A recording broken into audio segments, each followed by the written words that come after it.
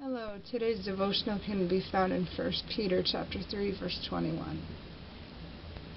The like figure whereunto even baptism doth also now save us, not the putting away of the filth of the flesh, but the answer of good conscience toward God by the resurrection of Jesus Christ. Alright, so Christ died and was resurrected, thereby defeating death and allowing us to do the same, and giving us the opportunity to rise above our imperfections and let them go, and partake of saving ordinances that included baptism by immersion. And baptism by immersion allows us to be dipped down in the water, and we leave our old self behind.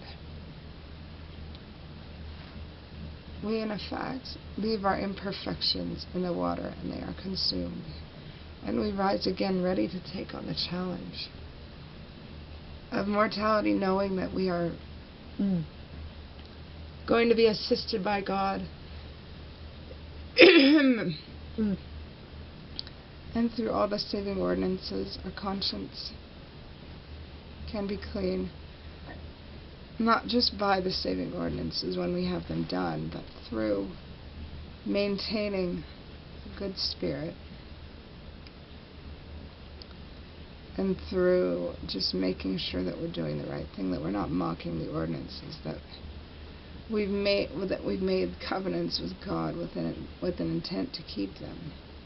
Because if we go ahead and make covenants with God before we're ready, and we have no intention of keeping them, and then we outright mock the covenants, it would be better if we never made them.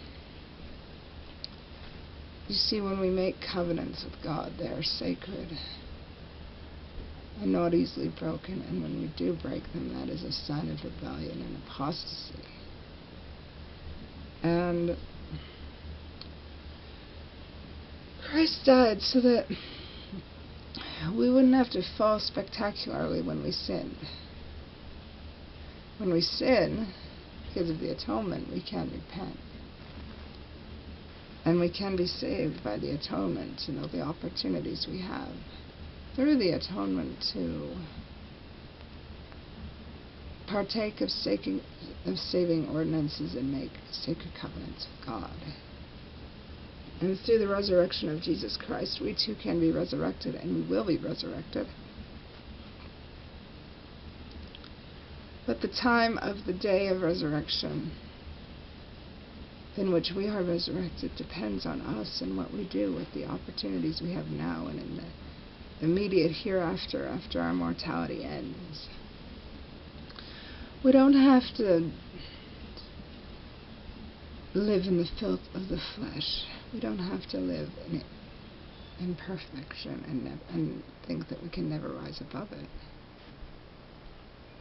We can learn and grow beyond our imperfections, and we should be proud to do so, because we were not made just to sit in mortality, eat, drink, and marry, and die, and then nothing else comes that is better. We are made with the potential to become gods and goddesses, and if we choose to seek after that potential, we will reach it eventually with the help of God and Jesus Christ.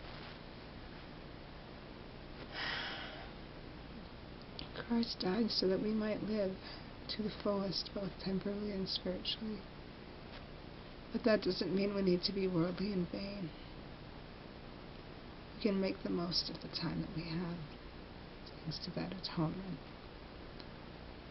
And we should do so with great courage, and be not afraid, for Heavenly Father and Jesus Christ will always be with us.